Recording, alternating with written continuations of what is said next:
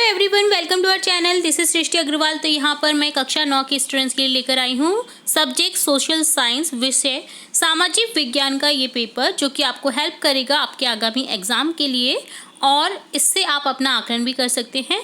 क्या पता और यही पेपर आपको अपने एग्जाम में भी देखने को मिल जाए, और क्या पता कुछ क्वेश्चन देखने को मिल जाए। तो ये पूरा वीडियो बहुत इंपॉर्टेंट होने वाला है आप सभी स्टूडेंट्स के लिए। तो फटाफट से स्टार्ट करते हैं इस वीडियो को। फर्स्ट क्वेश्चन है, रूसो द्वारा लिखित पुस्तक का नाम है। आंसर है the social contract. Option A correct हो जाएगा। धुआंधार प्रपात किस नदी पर है? आंसर हो जाएगा ऑप्शन से नर्मदा।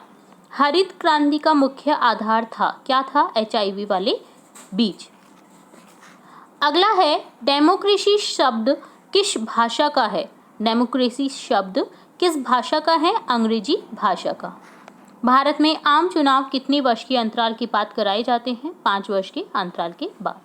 नदियों के डेल्टा क्षेत्र में पाए जाते हैं, क्या पाए जाते हैं? Mangrove one. भारत में सर्वाधिक साक्षरता दर किस राज्य में है? आंसर हो जाएगा केरल। सबसे ज़्यादा पढ़े लिखे लोग हैं और सबसे ज़्यादा लेडीज़ भी पढ़ी हुई हैं वहाँ पर, तो काफ़ी अच्छा एग्जाम्पल है देश के लिए। सामूहिक उद्यम के विचार में दिलचस्पी रखने वाले समाजवादी थे, कौन थे? Louis Blanc. ऑप्शन जो आपका फर्स्ट है वो करेक्ट हो जाएगा। मौलिक अधिकारों का उल्लंघन होने पर न्यायालय में शरण लेने का अधिकार है, संवैधानिक उपचारों का अधिकार। भारत में सबसे पहले जनगणना कब की गई थी? 1872 में। रिक्त स्थानों की पूर्ति वाले शब्द लिखने हैं आपको, पूर्ति करनी है प्रश्नों की। मसाई पशुपालन मुख्यतः रिक्त स्थान में रहते हैं। कहाँ पर रहते हैं? पूर्वी अफ्रीका में। स्वास्थ्य एवं पर्यटन रिक्त स्थान क्षेत्र में शामिल है, तटीय क्षेत्र में। भारत में लोकसभा और विधानसभाओं के चुनाव प्रत्येक रिक्त स्थान साल बाद होते हैं। कब होते हैं? हर 5 साल बाद। ठीक है। हिमालय की जैसे 2014 में हुए थे, देन 2019 में, देन अब होंगे 2023 में। तो इस तरह से 5-5 साल का गैप रहता है। ठीक है। और यहाँ याद रखिए कि जो स्वास्थ्य और पर्यटन है ना, वो तृतीय क्षेत्र क्यों? क्योंकि पहला क्षेत्र जो होता है ना, वो खुद से उपजाने वाला है, मतलब खुद से, जैसे फसल है, कृषि है, कृषि जो है वो खुद से होने वाली है ना, मनुष्य द्वारा की जाती है बट जमीन से उगती है, तो वो क्या है? प्रथम क्षेत्र है, प्राथमिक क्षेत्र है। देन द्वितीय उसका यूज करने वाले हो गए। देन तृतीय स्वास्थ्य, पर्यटन, ये तृतीय स्थल है। ठीक है। तो इन तरह से आप ध्यान रख सकते हैं। हिमालय की सबसे बाहरी श्रृंखला को कहा जाता है शिवालिक। नेक्स्ट है, वह व्यक्ति जिसे वोट देने का अधिकार था को रिक्त स्थान नागरिक कहा जाता था, सक्रिय। निम्न वाक्यों में सत्य असत्य कथन छाटिए। प्रधानमंत्री रोजगार योजना वर्ष 1993 में प्रारंभ की गई, असत्य। डॉक्टर राजेंद्र प्रसाद भारत की संविधान सभा की प्रारूप कमेटी के अध्यक्ष थे, असत्य है, ये हमारे पहले राष्ट्रपति भी थे। कंटीले वन गुजरात व राजस्थान में मुख्यतः पाए जाते हैं, सत्य है। ठीक है, क्योंकि वहाँ पर क्या है? रेगिस्तानी भूमि है, रेगिस्तानी भूमि में कंटीले वन उगते हैं। भारत के अक्षांश व देशांतर का विस्तार लगभग 30 डिग्री है, सत्य है। 1917 की अक्टूबर क्रांति के द्वारा रूस की सत्ता पर समाजवादियों ने कब्जा कर लिया, सत्य है। अति लघुतरात्मक प्रश्न है, भारत का अक्षांशीय देशांतरीय विस्तार बतलाइए। भारत का मुख्य भाग 8 डिग्री 4 से उत्तर से 37 डिग्री 6 उत्तर अक्षांश तक तथा 68 डिग्री 7 मिनट से पूर्व से 97 डिग्री 25 पूर्व देशांतर तक विस्तृत है। मतदाता सूची क्या है? लोकतांत्रिक चुनाव में प्रत्येक मतदान क्षेत्र में चुनाव की योग्यता रखने वालों की चुनाव आयोग द्वारा चुनाव से पहले एक सूची तैयार की जाती है, उसे मतदाता सूची कहते हैं। भारत सरकार द्वारा खाद्य सुरक्षा हेतु चलाए जाने वाले 2 कार्यक्रमों के नाम बताइए। एकीकृत बाल विकास सेवाएं, अंत्योदय अन्न योजना। भाबर क्या है? गढ़वाल और कुमाऊं के इलाके में पहाड़ियों के निचले हिस्से के आसपास पाए जाने वाले शुष्क या सूखे जंगल के इलाके को कहते हैं भाबर। बहुत इंपॉर्टेंट क्वेश्चन है ये। एमनेस्टी इंटरनेशनल के बारे में आप क्या जानते हैं? यह स्वयं सेवकों का अंतर्राष्ट्रीय संगठन है। एमनेस्टी का अर्थ ही ये समझ लीजिए कि एमनिटी से बना है, जहाँ पे सेवाएं दी जाती हैं। ठीक है, तो स्वयं सेवकों का अंतर्राष्ट्रीय संगठन है जो मानवाधिकारों के लिए अभियान चलाता है तथा दुनिया भर के मानवाधिकारों की अवहेलना पर स्वतंत्र रिपोर्ट प्रकाशित करता है। बेरोजगारी का क्या अभिप्राय है? बेरोजगारी का तात्पर्य उस स्थिति से है जिसमें योग्य एवं इच्छुक व्यक्तियों को प्रचलित दर पर रोजगार उपलब्ध न हो। औपनिवेशिक काल में वन विनाश के मुख्य कारण बताइए। जमीन की बेहतरी करना, रेल की पटरियों के स्लीपर हेतु लकड़ी की आवश्यकताएं, बागानों का विकास। नेक्स्ट क्वेश्चन है, भारतीय नदियों के दो प्रमुख समूह कौन से हैं? हिमालयी नदियां, प्रायद्वीपीय नदियां। भारत में राष्ट्रीय मानव अधिकार आयोग की स्थापना कब हुई? भारत में 1993 में राष्ट्रपति द्वारा राष्ट्रीय मानव अधिकार आयोग की स्थापना हुई। बृहद कृषि जोतों का आकार कितना होता है? बृहद कृषि जोतों का आकार 10 हेक्टेयर से अधिक होता है। लघुत्रात्मक प्रश्न देखेंगे अब। नात्सी विचारधारा की 4 प्रमुख विशेषताएं बताइए। नात्सी विचारधारा नस्लवाद की पक्षधर थी। वह विश्व दृष्टिकोण में सभी समाजों का बराबरी का हक नहीं देती थी। उसकी नज़र में नॉर्डिक, जर्मन, आर्य सबसे ऊपर और यहूदी सबसे नीचे थे। यह एक व्यक्ति तथा दल की तानाशाही में विश्वास करती थी। पालमपुर में बहुविध फसल प्रणाली को समझाइए। एक वर्ष में किसी भूमि पर एक से ज्यादा फसल पैदा करने को बहुविध फसल प्रणाली कहा जाता है। यह भूमि के किसी एक टुकड़े में उपज बढ़ाने की सबसे सामान्य प्रणाली है। पालमपुर में सभी किसान इस प्रणाली के अनुसार कम से कम 2 मुख्य फसलें पैदा करते हैं। कई किसान तीसरी फसल के रूप में आलू भी पैदा कर रहे हैं। तो बहुविधि फसल प्रणाली किसान को बहुत फायदा पहुंचाती है और एक ही साल में वो कई सारी फसलें उगा करके काफी सारा पैसा कमा सकते हैं। भारत में 1878 की वन अधिनियम की किन्हीं 3 सुधार प्रावधानों का उल्लेख कीजिए। भारत में 1878 की वन अधिनियम के सुधार प्रावधान निम्न प्रकार हैं। 1878 की वन अधिनियम में जंगलों की 3 श्रेणियों में बांटा गया: आरक्षित, सुरक्षित और ग्रामीण। सबसे अच्छे जंगल को आरक्षित वन कहा गया। गांव वाले इन जंगलों में अपने उपयोग के लिए कुछ भी नहीं ले सकते थे। वे घर बनाने या ईंधन के लिए केवल सुरक्षित या ग्रामीण वनों से ही लकड़ी ले सकते थे। इस अधिनियम का उल्लंघन करने वालों के लिए दंड की व्यवस्था की गई थी।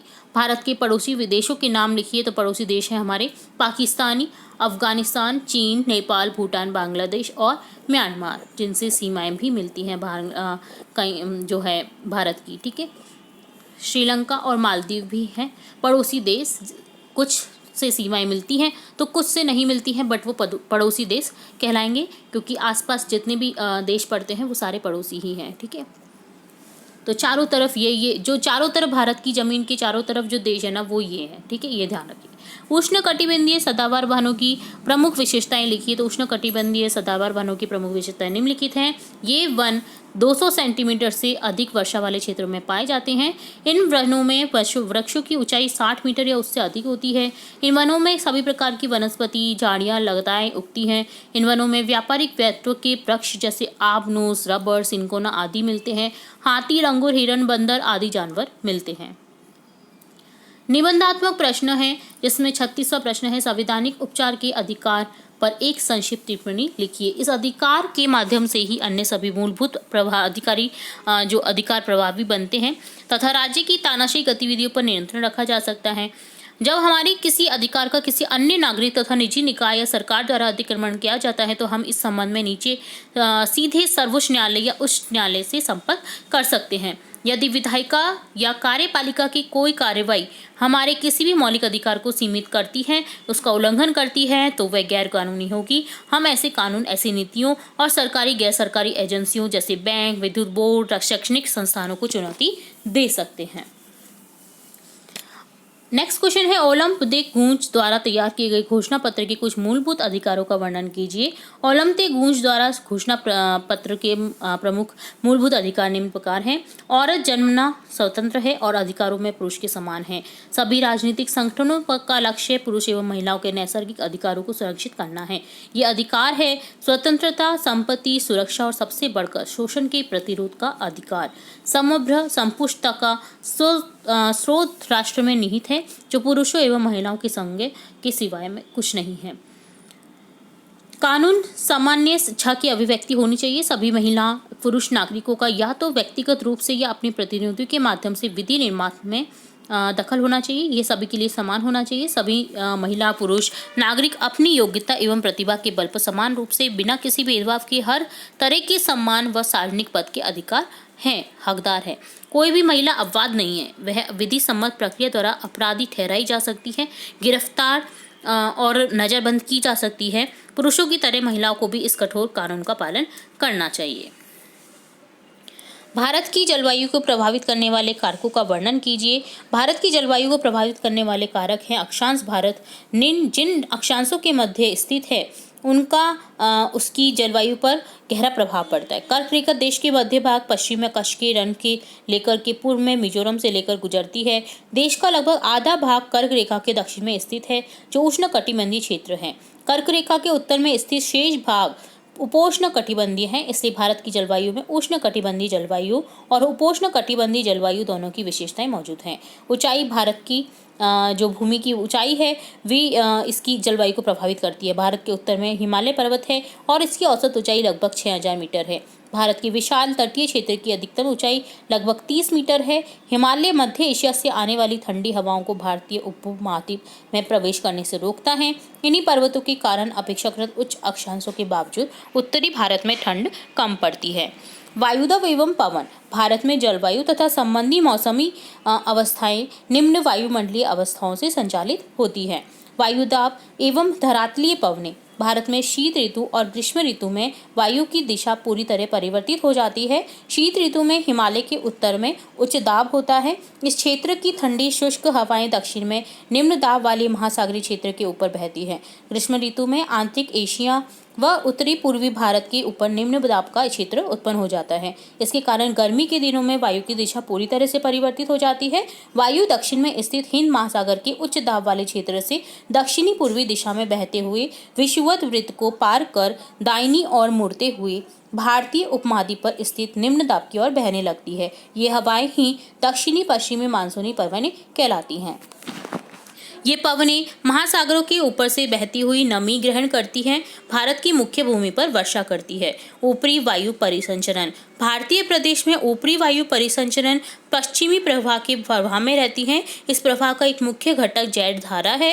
भारत में ये जैठ धाराएं ग्रीष्म ऋतु को छोड़कर पूरे वर्ष हिमालय के दक्षिण में प्रवाहित होती हैं। गर्मियों में सूर्य की आभासी गति के कारण ही उपोष्ण कटिबंधीय पश्चिमी जैठ धारा हिमालय के उत्तर में चली जाती है। एक पूर्वी जैठ धारा, जिसे उपोष्ण कटिबंधीय पूर्वी जैठ धारा कहा जाता है, गर्मी के महीनों में प्रायद्वीपीय भारत के ऊपर लगभग 14 डिग्री उत्तरी अक्षांश में प्रभावित होती हैं।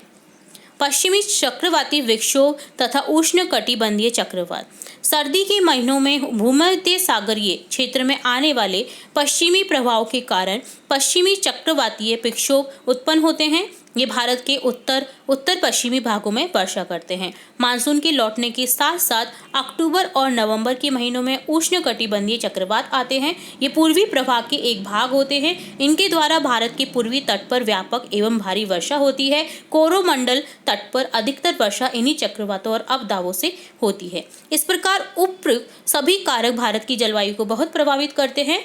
तो ये था संपूर्ण इसका एक सार। नेक्स्ट क्वेश्चन है, भारत में शिक्षा के विस्तार और विकास हेतु क्या क्या प्रयास किए गए हैं? तो आंसर हो जाएगा, भारत में शिक्षा के विकास विस्तार हेतु निम्नलिखित महत्वपूर्ण प्रयास किए गए हैं। देश में शिक्षा पर किए जाने वाले सार्वजनिक व्यय में लगातार वृद्धि की गई है। प्रत्येक जिले में नवोदय विद्यालय जैसे प्रगति निर्धारक विद्यालय स्थापित किए गए हैं। हाई स्कूल के विद्यार्थियों को ज्ञान और कौशल से संबंधित व्यवसाय उपलब्ध कराने के लिए व्यावसायिक शाखाएं विकसित की गई हैं। ग्रामीण क्षेत्रों में प्राथमिक विद्यालयों एवं उच्च माध्यमिक स्तर के विद्यालयों की तेजी से स्थापना की गई है। 6 से 14 वर्ष के सभी बच्चों को 2010 तक प्राथमिक शिक्षा प्रदान करने के हेतु सर्व शिक्षा अभियान चलाया गया है। प्राथमिक शिक्षा में नामांकन बढ़ाने के लिए सेतु पाठ्यक्रम एवं स्कूल लौटो शिविर प्रारंभ किए गए हैं। बच्चों की स्कूल में उपस्थिति और उनके पोषण को बढ़ाने के लिए दोपहर के भोजन की व्यवस्था की गई है। 10वीं पंचवर्षीय योजना में उच्च शिक्षा में नामांकन वृद्धि हेतु प्रयास किए गए हैं। 10वीं योजना दूरस्थ शिक्षा, औपचारिक, अनौपचारिक, दूरस्थ एवं संचार प्रौद्योगिकी की शिक्षा देने वाले शिक्षण संस्थानों के अभिसरण पर भी केंद्रित है। देश में उच्च शिक्षण संस्थाओं में भी विस्तार किया गया है। तो इस तरह से कई योजनाएं हैं जो भारत के शिक्षा विकास हेतु प्रारंभ की गई हैं और प्रयास किए जा रहे हैं कि बच्चे ज़्यादा से ज़्यादा स्कूल जाएं, पढ़ें। तो ये था संपूर्ण आपका सामाजिक विज्ञान का पेपर। उम्मीद है आपको पूरा पेपर अच्छे से समझ आया होगा और ये आपको हेल्प करेगा अपनी आगामी एग्जाम्स के लिए। इसी तरह और भी इंपॉर्टेंट वीडियोस और भी इंपॉर्टेंट जानकारी देखने के लिए जुड़े रहे हमारे चैनल के साथ। वीडियो को पूरा देखने के लिए धन्यवाद।